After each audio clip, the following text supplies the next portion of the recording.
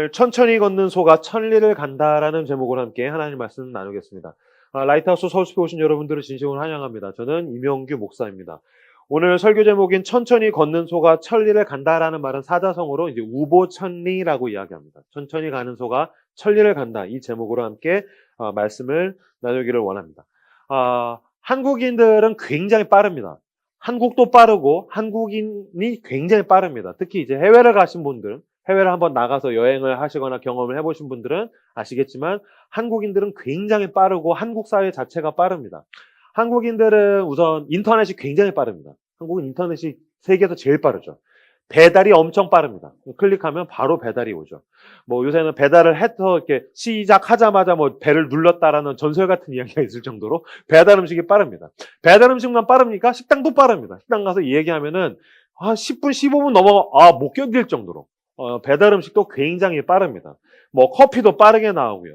모든 게 다 빠릅니다. 심지어 우리나라는 공무원도 빠릅니다. 여권도 빨리 나오고 공무원도 빠릅니다. 다 그 정도 하는 거 아닌가?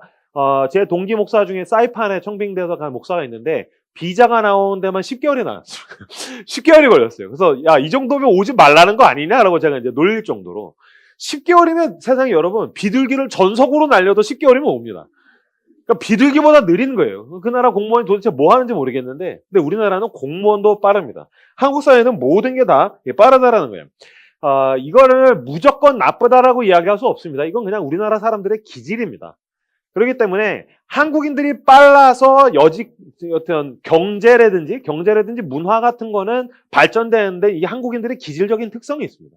그러니까 이 작은 나라가 이 좁은 땅덩어리에서 사람이 이렇게 많은데 경제가 발전하고 막 오징어 게임이 나오고 BTS가 나오게 된 거는 한국 사람들이 가지고 있는 이 기질적 특성, 굉장히 관계 중심적이고 굉장히 빨리 하다가 보니까 우리가 여기까지 오게 된 것이 있습니다. 그러다가 보니까 이 장점이 단점인 겁니다. 여러분, 모든 건 다 장단점이 같이 있습니다. 이게 어떤 면에서는 장점이 되고 어떤 면에서는 단점이 되는가를 복합적으로 이해하는 게 저는 굉장히 중요하다고 생각합니다. 몰아서 무조건 그건 나쁘다라고 얘기할 수는 없죠. 이게 우리에게 장점이 된 대신 나쁜 것, 단점이 된 건 뭐냐면 굉장히 한국 사람들이 인스턴트적입니다. 그러니까 즉각적이고 효율적이고 빨리 모든 걸 빨리 하다가 보니까 이제 모든 거를 다 인스턴트적으로 이해한다라는 것. 이 빨리 가지 못하는 이 반대쪽에 있는 것들을 상실하게 되고 잃어버린다라는 것들이 우리에게 있는 단점이고 부작용이라고 생각할 수 있습니다. 보세요. 한국인들이 빨리 하다가 보니까 뭐냐면 느린 걸 못 참습니다. 모든 걸 빨리 하다가 보니까 가만히 있는 걸 못 견딥니다. 그래서 당신이 책을 못 읽는 것입니다. 한국인들은 1년에 평균적으로 한 권의 책도 읽지 않습니다. 저는 1년에 한 30권에서 한 50권 정도 책을 읽거든요. 그럼 분명히 여기서 30명에서 50명은 책을 아예 안 읽는 놈들. 근데 농담처럼 얘기하지만 저는 모든 인간이 책을 읽어야 된다고 생각하지는 않아요. 자, 그러면 영상은 다 봅니까? 못 봅니다. 이때부터 이제 좀 심각해지는 겁니다. 영상도 제대로 못 보게 됩니다. 당신의 리모컨은 아마 어딘가가 거의 달아있을 확률이 굉장히 높습니다. 그래서 막 지문에 의해서 막 달아져 있을 줄은. 이걸 견디지 못한 거. 재미없어. 유튜브 그냥 일반적 배속으로 잘 못 보는 사람도 있을 겁니다. 1.2배속, 1.5배속으로. 그러다가 보니까 이제 대사가 사람의 목소리로 들리는 게 아니라 막 이렇게 들리는 거예요.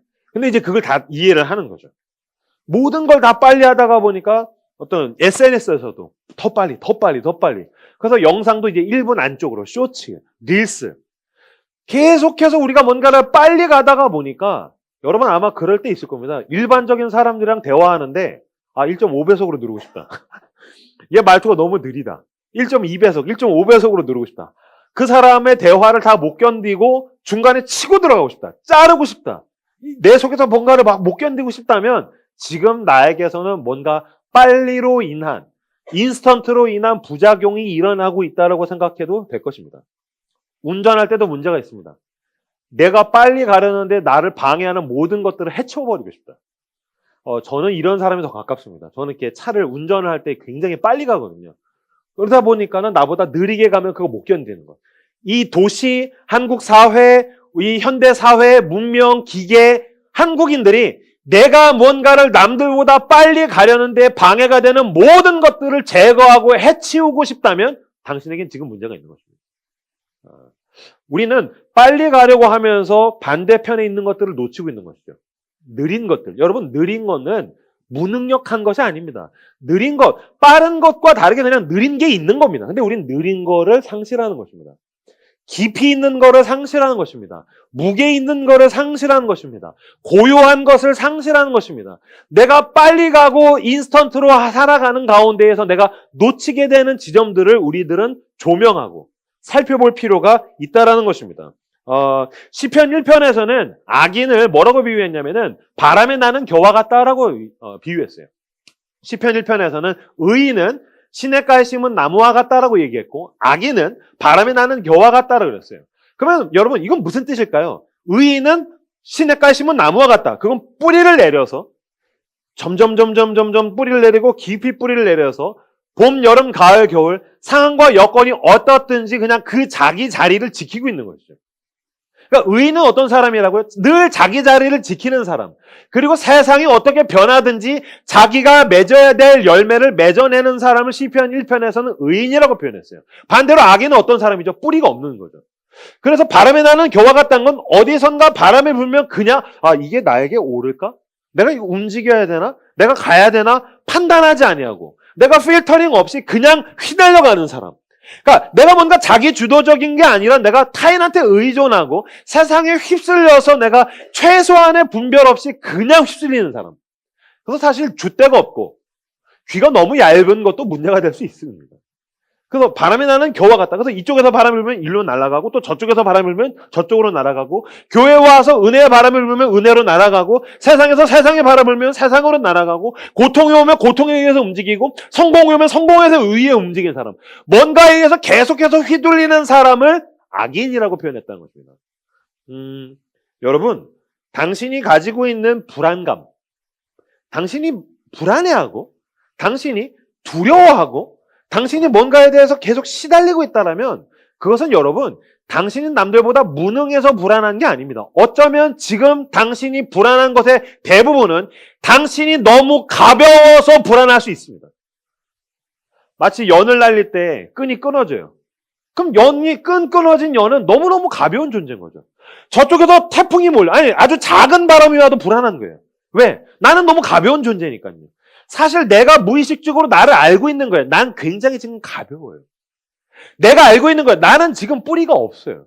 그러다가 보니까 불안한 거죠. 작은 바람만 와도 난 휩쓸려 가니까. 내가 어디로 가는지 알 수 없는 방향으로 휩쓸려 갈까봐 지금 내가 불안한 거예요. 그러니까 당신이 불안한 건 열심히 살지 않아서가 아니에요. 당신이 무능해서가 아니에요. 당신에게 더 힘든 일이 와서 불안한 게 아니고 내가 가벼워서 불안한 거예요. 무게가 없어서 불안한 거예요. 뿌리가 없어서 불안할 수도 있다는 것입니다. 그런 면에서 신앙이란 무엇입니까? 모든 게 빠르게 변해가는 세상 가운데에서 신앙이 가진 힘은 뭐냐면 여러분 이건 가장 오래된 것입니다. 진리로서의 성경. 그리고 누군가가 예수 그리스도를 믿지 않더라도 이건 인류의 역사상 가장 오래된 것이고 오랜 세월을 견뎌온 것이며 가장 진리는 오래 가는 것입니다.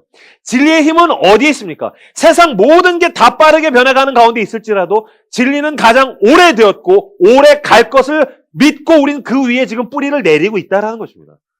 그러므로 우리가 진리의 뿌리를 내리면 내릴수록 우리는 불안함을 견뎌내기 시작합니다. 세상이 다 변해도 이건 변하지 않는다. 세상 모든 게 유행이 지나가고 세상 모든 게 다 뒤집어져도 이건 세상 끝날까지 간다. 풀은 마르고 꽃은 시드나 하나님의 말씀은 영영이 서리라 하라. 아멘. 영원히 살 것 위에 뿌리를 내리시고 불안해하지 않고 든든히 살아가시는 저 여러분들 다 되시기를 그리스도의 이름으로 축복합니다.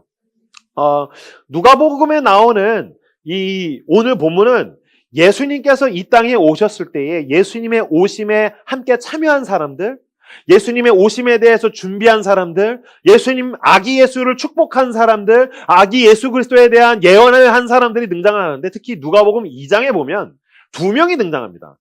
첫 번째 사람은 앞부분은 12월 달에 노원경 목사님이 설교해 주셨던 시므온. 두 번째 사람이 아까 우리가 함께 읽었던 안나입니다. 시므온은 남자고 안나는 여자입니다. 근데 이 둘의 공통점이 있습니다. 공통점이 뭔지 아십니까? 둘 다 노인이라는 것입니다. 아기 예수가 이 땅에 오셨을 때 그를 축복하고 그에 대해서 예언을 한 두 사람은 누구냐면은 아기 예수였다라는 거예요.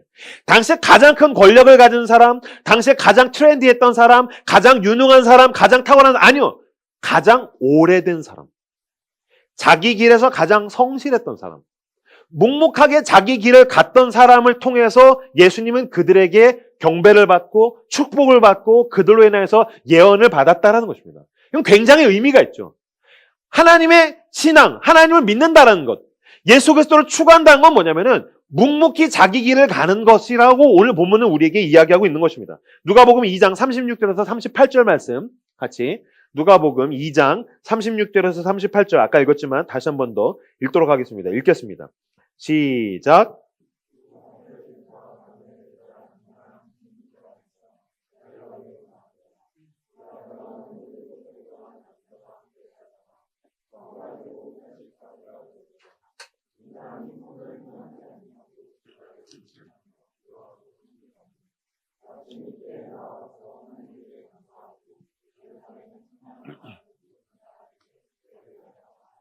아멘.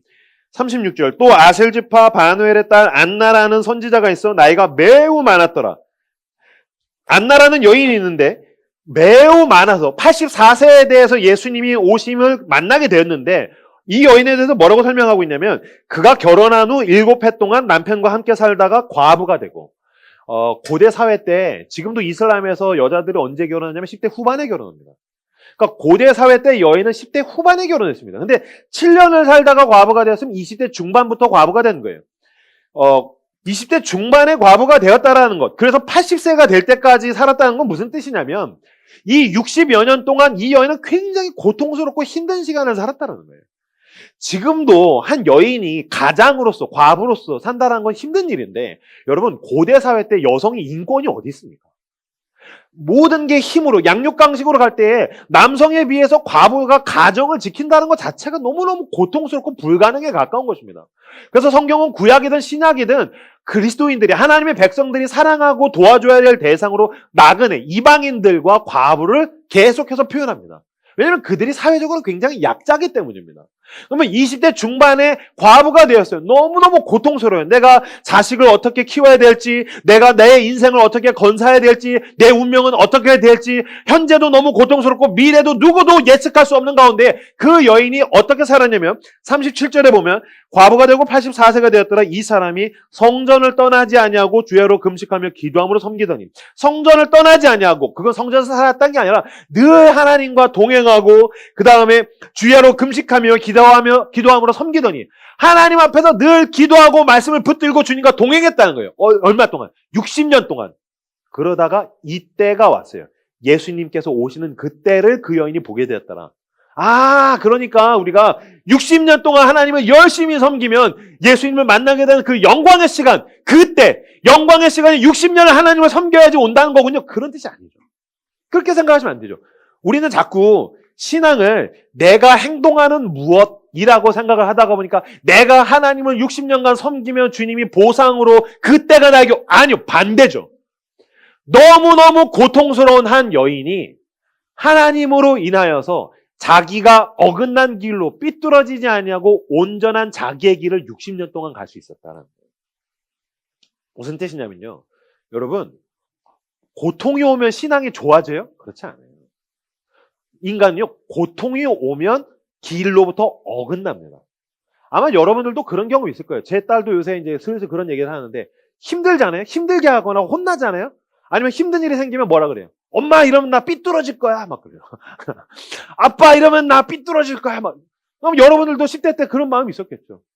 청소년기 때 집안에 풍파가 와요. 경제적인 위기가 와요. 부모 관계의 위기가 와요. 그럼 어떻게 됩니까? 삐뚤어집니다. 어긋납니다. 그건 어른이 돼서도 마찬가지입니다. 고통이 오면 사람이 어긋나고 삐뚤어집니다. 왜곡되는 겁니다. 그건 고통도 그렇고요. 성공이 오잖아요. 성공이 오면 그 사람이 온전한 자기 길로부터 어긋나기 시작합니다. 삐뚤어집니다. 그러니까 인간이 얼마나 나약합니까? 고통이 와도 삐뚤어지고요. 성공이 와도 어긋나는 겁니다. 그런데 한 여인이 20대 중반에 과부가 됐는데 그 고통이 왔는데 그 여인은 하나님을 사랑하고 섬기고 기도하고 말씀으로 온전히 자기 길을 60년간 갈 수 있었다. 기적이라는 것입니다. 만약에 누군가에게 큰 고통이 왔는데 그 사람이 자기 길이 어긋나지 않고 하나님과 더욱더 가까워지고 자기 길을 온전하게 가기 시작한다면 지금 당신에게 놀라운 기적이 일어나고 있는 것입니다. 만약에 누군가가 일이 굉장히 잘 풀렸어요. 놀라운 달콤한 일들이 생기기 시작했어요. 흔히 얘기해서 세상적인 어떤 성공, 돈, 즐거움이 나에게 몰려왔는데 어긋나지 않냐고 그가 하나님으로부터 온전한 길을 가고 있다면 지금 당신에게 놀라운 기적이 일어나고 있는 것입니다. 이 여인은 믿음의 힘으로 어긋나지 않냐고 하나님을 의존함으로 그 고통의 순간순간 가운데 하루하루 60년간 예수 그리스도와 동행하며 하나님과 동행하며 자기 길을 가게 되었다. 믿음은 무엇입니까? 우직하게 자기의 길을 가게 만드는 힘이라는 것입니다. 고통이 오든지 성공이 오든지 나에게 주어진 길을 어긋나지 않냐고 삐뚤어지지 않냐고 우직하게 소처럼 자기의 길을 가시는 저 여러분들 다 되시기를 그리스도의 이름으로 축복합니다. 저는 자동차를 운전할 때 두 가지를 늘 확인합니다. 아마 이거는 드라이버들, 운전하신 분들은 다 그럴 겁니다. 두 가지를 늘 확인합니다. 첫 번째, 위치를 확인합니다. 계기판을 보든지 내비를 보든지 아니면 길을 보든지 아니면 표지판을 보든지 내가 제대로 가고 있나? 중앙선을 벗어나지는 않았나? 차선을 지키고 있나? 위치를 보는 거죠. 나의 위치. 내가 지금 어떻게 가고 있는지. 위치를 확인해야 됩니다. 두 번째, 속도를 확인합니다. 내가 지금 어떤 속도로 가고 있는지. 어떤 사람들은 너무 느리게 가서 문제겠지만 이제 저는 성격이 약간 이제 분노가 많아서 빨리 갑니다. 그래서 그냥 이렇게 시원하게 밟으면 어느 순간에 정신 차리면 막 170 막 이렇게 가고 있어요. 그래서 근데 이러면 안 되지. 특히 이제 뒤에 이제 아이들이 타고 있을 때는 이러면 안 되지. 그래서 회개하는 마음으로 요새 이제 120 정도로 이제 막 제한을 하고 있는데 그래도 정신 놓으면 막 140까지 가고. 그러니까 저는 늘 위치를 확인해야 되고 속도를 확인해야 되는 거예요. 이건 모든 운전자가 마찬가지일 것입니다. 마찬가지입니다. 믿음이란 무엇입니까? 늘 하나님 앞에서 나의 위치를 확인해야 되고 속도를 확인해야 됩니다. 내가 지금 어디에 있는지 나의 위치를 확인하고 계십니까? 거기가 지금 하나님이 원하시는 당신의 자리가 맞습니까? 물리적인 위치도 그렇지만 내 마음의 자리, 내 영혼의 자리, 내 욕구의 자리, 당신의 자리는 지금 어디에 있습니까? 죄는 무엇입니까? 내 위치를 벗어나는 것입니다. 어긋난 자리로 가려고 하는 것입니다. 나에게 주어지지 않은 자리로 가려고 하는 것입니다. 성경에서 나오는 첫 번째 죄인은 아담입니다. 아담은 많은 분들이 알다시피 하나님께서 금지한 선악과를 먹었습니다. 그 선악과를 먹은 그 행동, 과일 먹은, 그 과일 먹은 행동이 문제가 아니에요. 위치에 대한 문제예요. 선악과가 있다는 건 뭐예요? 넌 인간이야. 넌 피조물이야. 넌 하나님의 자녀야. 넌 사람이야. 내가 신이야. 내가 조물주야. 내가 하나님이야. 위치에 대한 거죠. 근데 선악과를 먹는 건 뭐야? 싫어! 내가 신이 될 거야. 위치를 내가 가지 말아야 될 위치로 가려고 하는 것입니다. 그래서 선악과를 먹었더니 하나님께서 아담에게 뭐라고 하셨습니까? 아담아, 네가 어디에 있느냐? 네가 어디에 있느냐? 너의 위치가 어디냐? 마찬가지로 신앙은, 말씀은 계속해서 나에게 질문하는 것입니다. 넌 지금 어디에 있느냐? 너의 위치. 넌 지금 어디로 가려고 하고 있느냐? 너가 제대로 길로 가고 있느냐? 마치 길을 어긋나면 내비가 저에게 경고하듯이 돌아가시오. 띠용띠용 하듯이. 내가 속도를 너무 밟으면 속도계에 의한 내비가 나에게 경고하듯이. 하나님의 말씀은 위치와 속도에 대해서 끊임없이 나에게 경고하시고 온전한 속도와 온전한 위치를 지키기를 요구한다는 것입니다. 여러분들이 버거운 것, 쓰러진 것, 지치는 건 내가 남들보다 늦게 가서 그런 게 아닙니다. 여러분들은 남들보다 게으르게 살아서 그런 게 아닙니다. 내가 빨리 가려고 하다가 보니까 경쟁하려고 하다가 보니까 내 욕구가 나에게 주어진 위치가 아니라 뭔가 더 허황되고 더 위에 있는 무언가를 자꾸 거기다가 나를 올려다 놓으려고 하다가 보니까 나는 지금 내 자리에서 열심히 살고 있는데도 불구하고 계속해서 곁눈질로 다른 데를 보면서 가다가 보니까 내가 지치는 겁니다. 그러니까 당신의 위치가 아니면 당신은 지칩니다. 당신의 속도가 아닌 걸로 가기 때문에 당신이 제풀에 꺾이는 것입니다. 저는 직업이 목사다가 보니까 사역이 저한테는 일이에요. 근데 저는 욕구, 성취욕 이런 게 굉장히 커요. 일 중독적인 게 굉장히 커요. 그러다가 보니까 저는 사역과 교회 일과 저를 동일시해요. 그러다 보니까 교회가 막 잘 돼요. 사역이 잘 돼요. 그러면 내가 하나님 앞에서 근사한 인간인 것 같이 느껴져요. 내가 믿음이 좋은 인간인 것처럼 느껴져요. 그리고 어느 날 저녁에 고요한 시간 가운데, 저는 이제 11시 이후에 하나님과의 관계를 맺으니까 그 시간에 고요한 가운데 성경을 펴고 성경을 읽고 묵상하고 나를 하나님 앞에서 막 스캔하다가 보면 하나님이 말씀하실 때가 있어요. 너 지금 사역이랑 너를 동일시하고 있어. 그건 너가 아니야. 너는 어떤 사람이야? 넌 지금 어디에 있어? 쭉 주님이 보여주실 때가 있어요. 아, 사역이 나에게 우상이구나. 내가 내 욕구를 가지고 내가 지금 잘못된 위치에 가려고 하는구나. 내가 지금 하나님이 원하시는 속도가 아니라 내가 거기서 더 엑셀을 밟고 있구나. 그래서 내가 지치는 거구나. 그래서 내가 지금 뭔가 바닥을 치고 있는 것 같이 느껴지는 거구나. 그리고 나서 주님 앞에 회개하고 기도하고 다시 내 자리로 오는 거예요. 그리스도인으로. 예수 그리스도의 은혜가 필요한 사람으로. 한 죄인으로. 은율이 아빠로. 박찬미의 남편으로. 라이트하우스의 교인으로. 목사로. 내 위치를 잡고 나면 나는 내 마음에서 불안함과 조급함이 밀려나가고 하나님이 주신 평안이 다시 나를 채우기 시작해요.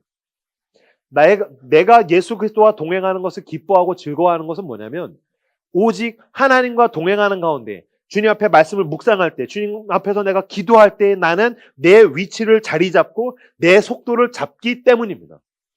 많은 사람들이 왜 그런 얘기하죠? 뭐 베스트 원이 아니라 난 올리 원이에요. 내가 진짜 올리 원으로 살기를 원한다면 남의 속도를 보시면 안 됩니다. 남의 위치를 보면 안 됩니다. 진짜 올리원으로 살기를 원하십니까?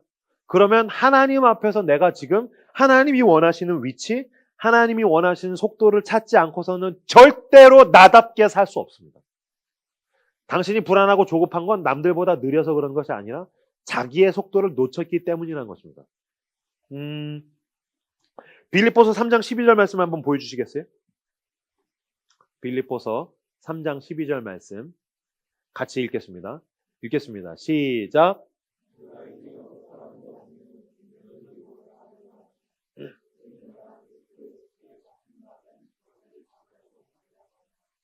아멘. 내가 이미 얻었다 함도 아니요 온전히 이루었다 함도 아니라 오직 내가 그리스도 예수께 잡힌 바 된 그것을 잡으려고 달려가노라. 이 말씀 많이들 알고 많이들 좋아하십니다. 이 부분은 특히 바울이 자기 인생의 후반부에서 나는 끝까지 하나님께 충성하겠다. 끝까지 나에게 주어진 길을 가겠다는 어떤 결연한 의지를 담은 그런 바울의 선언을 하나님께서 말씀으로 기록해 놓으신 건데 사실 우리가 여기서 주목해서 봐야 될 건 뭐냐면 위에 있는 두 줄입니다. 이거 그냥 관용구로 생각하셨죠? 아닙니다. 사실 우리에게 가장 큰 관건이 되고 문제가 되는 지점은 위에 있는 두 줄입니다. 내가 이미 얻었다 함도 아니요 온전히 이루었다 함도 아니라 바울은 이렇게 이야기하는데 우린 이게 안 되기 때문입니다. 이 시대의 주요한 멘탈리티는 뭐합니까? 내가 이미 얻었다 함도 아니요? 아니죠. 나는 네가 없는 걸 얻었어. 우린 이걸 원하는 거예요. 난 너네가 이루지 못한 걸 이루었어. 우린 이거에 대한 부정이 안 되는 거예요. 이걸 떨쳐내는 게 안 되는 거예요. 왜 힘들죠? 누군가 얻은 걸 얻지 못해서 힘든 거예요. 왜 힘들죠? 왜 열등감에 빠져 있죠? 누군가 이룬 걸 내가 이루지 못해서 내가 열등감에 빠져 있는 거예요. 여러분, 열등감과 우월감은 동전의 양면이에요. 그러니까 우린 이걸로부터 자유롭지 못하면 계속해서 여기 얽매여 있는 거예요. 언제 우월감을 느끼죠? 이 사람이 얻지 못한 걸 내가 얻었을 때. 난 얻었어. 넌 못 얻었지? 난 경제적 자유를 얻었어. 난 이런 걸 얻었어. 넌 못 이루었지? 난 이루었어. 근데 왜 힘들고 조급하고 불안하죠? 내가 뛰면 뛰는 놈 위에 나는 놈이 있어요. 날면 나는 놈 위에 들러붙은 놈이 있어요. 어디로 가든 내가 뭘 얻든 뭘 이루든 그거보다 더 얻고 더 이룬 사람, 계속해서 내 기준을 내 옆에 있는 누군가에게 맞출 때에 당신은 절대로 평안할 수 없다는 것입니다. 예수 그리스도 앞에 나아가서 내가 죽었어야 그 십자가 앞에 있는 주님을 보고 주님 앞에 회개하고 주님, 나는 누군가가 얻지 못한 걸 얻는 게 내 인생의 목표가 아닙니다. 주님, 그것을 아둥바둥하던 이명규 죄인은 죽기를 원합니다. 주님이 주신 그 자유를 내가 누리길 원합니다. 누군가 이루지 못한 걸 이룬 게 나한테 중요한 게 아닙니다. 나는 나를 만드신 창조자 하나님, 그리고 나를 부르신 나의 주인이신 그 예수 그리스도, 당신이 부르신 곳까지 끝까지 가는 게 난 제일 중요합니다. 천천히 가더라도 난 천리를 가길 원합니다. 천천히 가더라도 난 끝까지 가길 원합니다. 내 인생이 다하고 호흡이 끊어지고 죽고 나서 내 인생의 주인이신 예수 그리스도께서 형규야 수고했다. 이 말을 듣는 게 난 제일 중요합니다. 나에게 은사와 재능을 주신 분께서 너 참 잘했다라는 이야기를 듣는 게 나한테 가장 중요합니다. 얻었다 함도 아니요 잃었다 함도 아니라 나는 내 주인에게 사로잡혀서 끝까지 천천히 가더라도 끝까지 가기를 원합니다. 그래서 저는 이 말씀을 제가 임영규 버전으로 이렇게 바꿨어요. 같이 읽겠습니다. 시작. 남들에 비해 내가 무엇을 얻었는지가 중요하지 않습니다. 남들이 이루지 못한 것을 이루는 것도 나에게는 중요한 것이 아닙니다. 나는 그저 나의 주인이신 그리스도 예수께 붙들리고 사로잡혀서 나에게 주어진 길을 열심히 갈 뿐입니다. 아멘.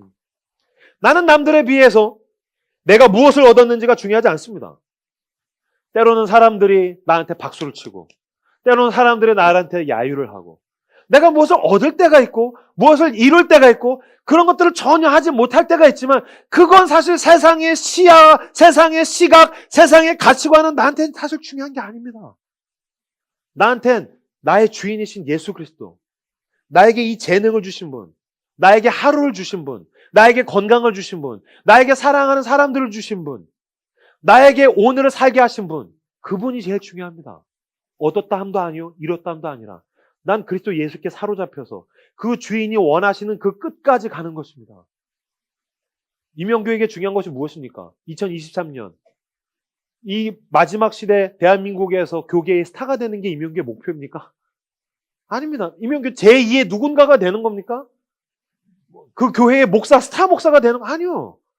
얻었다 함도 나한테 중요하지 않고 이루었다 함도 나한테 중요하지 않고 내 주인이신 예수 그리스도께서 바라는 그 날까지 안나가 이때까지 가듯이 그 60년 그 끝까지 나도 충성하며 가는 것 그게 나에게 가장 소중합니다. 그때까지 끝까지 충성함으로 우직하게 소처럼 걸어 나아가시는 여러분들 다 되시기를 그리스도 이름으로 축복합니다. 제가 이번 달에 이제 큐티책을 쭉 보는데 큐티책 매일 성경 앞에 한 글이 있었는데 아티클이 있었는데 어떤 그 교수님, 신학교 교수님이 쓰신 글인데 그 글이 너무너무 좋은 거예요. 특히 그 글은 이제 묵상에 대한 글. 묵상에 대한 글이었는데 거기서 뭐라고 이야기를 했냐면 이 교수님이 그 백암산이라는 너무너무 아름다운 산을 가고 싶어서 내장산 국립공원에 가서 이제 등산을 하셨는데 백암산 꼭대기를 가려면은 약사암이라는 그 절을 통과해야 된다는 거예요. 근데 그 약사암은 절벽 벼랑 끝에 있다라는 거예요. 그래서 이제 그 약사암을 막 가려고 하는데 이게 너무너무 가팔라서 너무 힘들었대요. 그 힘든 걸 뭐라고 묘사를 했냐면은 글을 띄워주시면 통증으로 긴장이 최고조에 달한 허벅지와 종아리에 남은 힘을 몰아넣고 터질 것 같은 심장 박동을 느끼고 턱 밑까지 차오르는 숨을 헉헉대면서 땅바닥만 바라보며 비탈길을 오른다. 몇 번의 언덕 고비를 넘다 보면 어느새 눈앞에 자리 잡은 작은 나무판을 만나게 된다. 막 올라가는데 얼마나 힘들었냐면은 통증으로 긴장이 최고조에 이뤘어요. 막 허벅지랑 막 종아리가 막 땡땡 부어서 막 여기 가득 차고 막 심장이 막 두근두근 거리고 막 숨이 막 턱 밑까지 차오르고 땅바닥만 보면서 막 춥겠다 춥겠다. 교수님이라서 우아하게 여기다 쓰진 않았지만 분명히 속으로 상욕을 했겠죠. 젠장 내가 이거 괜히 왔어. 아마 저랑 우리 교인들이 막 같이 갔다면 막 이명규 목사를 욕하면서 이명규 목사 진짜 짜증나. 그래서 막 욕하면서 올라갔겠죠. 아마 여러분 가운데 지금 이런 시간을 가고 계신 분들이 꽤 계실 겁니다. 연초지만 작심삼일이 무너지고 막 종아리랑 막 허벅지에 힘이 땡땡 부어있고 막 심장이 막 두근두근거리고 박동거리고 막 숨이 막 턱 밑까지 차올라서 난 더 이상은 못 가겠어. 내가 괜히 왔어. 내가 괜히 하고 있어. 내 진로에 대해서, 직장에 대해서, 인간관계에 대해서 내가 뭔가 성취하고 내가 가길 원하는 그 무언가를 향해서 너무너무 힘들어. 너무너무 버거워. 난 더 이상 갈 수가 없어. 나는 어떻게 해야 되지? 그런 가운데에 이 교수님이 한 나무판을 만났는데 그 나무판에 뭐라고 쓰여졌냐면 생각하며 걷는 오르막길, 약사암, 빨리 가면 30분, 천천히 가면 10분이라는 문구를 만났다는 거예요. 모순이죠.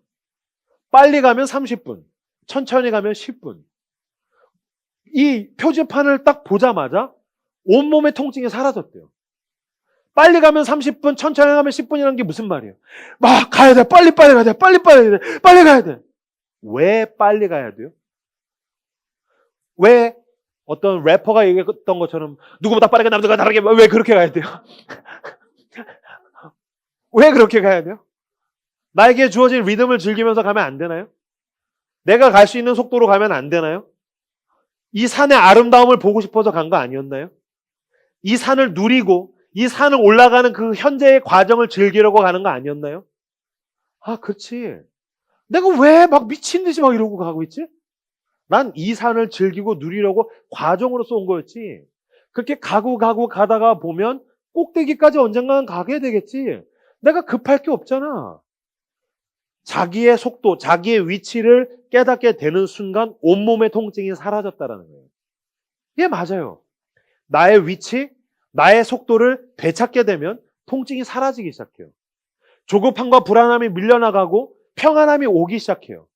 나의 속도대로 가고 나의 속도를 되찾고 그 속도대로 가다가 보면 어느 순간인간 자기의 속도에 완전히 사로잡혀서 자기 몰입이 되어서 자기의 속도를 망각하게 되게 돼요.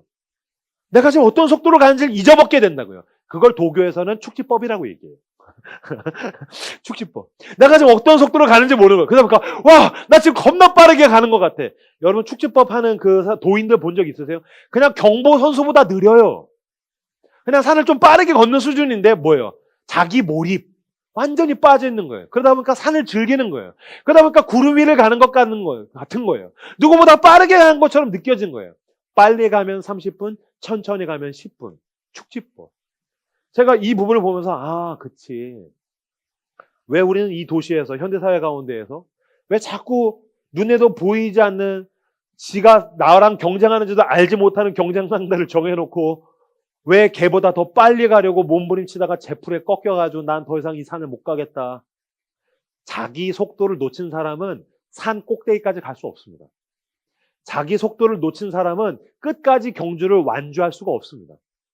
천천히 자기 속도로 가는 소가 천리를 가는 것입니다. 제가 이 글을 쭉 보면서 빨리 가면 30분, 천천히 가면 10분이라는 부분을 쭉 보고 있는데 떠오르는 찬송가가 있었어요. 아마 여러분들 많이 아실 겁니다.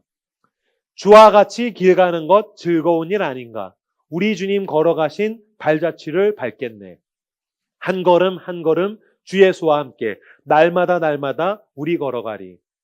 어린아이 같은 우리 미련하고 약하나 주의 손에 이끌려 생명길로 가겠네. 꽃이 피는 들판이나 험한 골짜기라도. 그렇죠?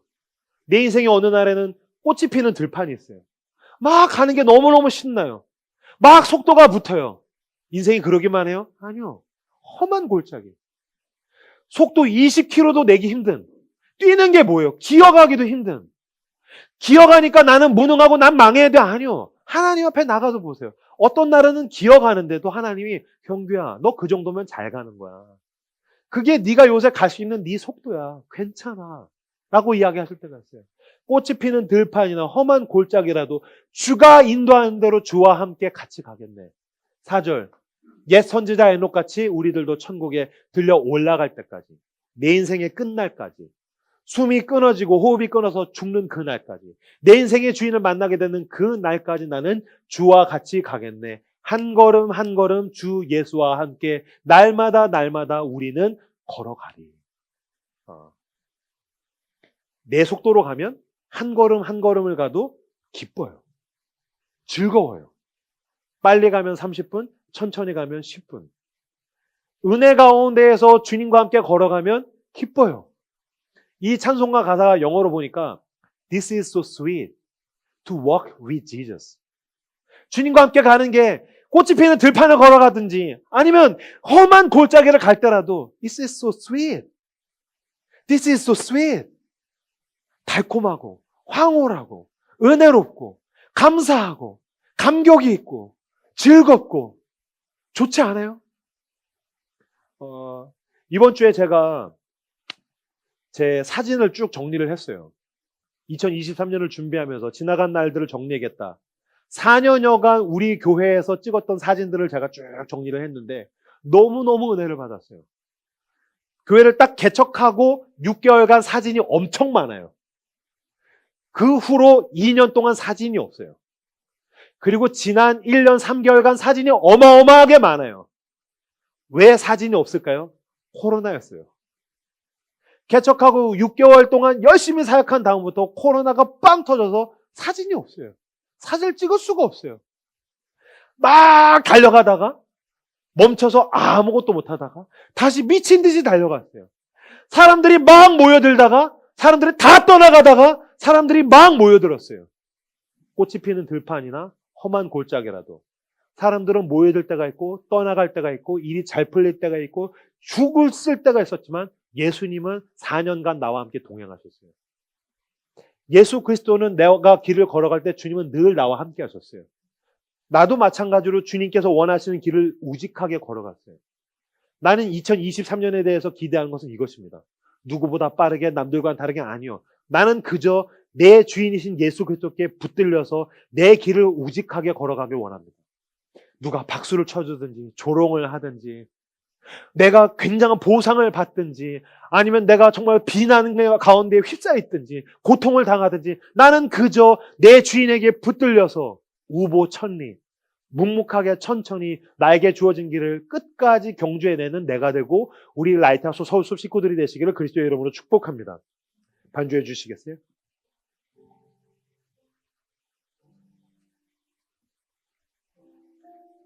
하나님과 함께 가십시오. 당신의 속도로 가십시오.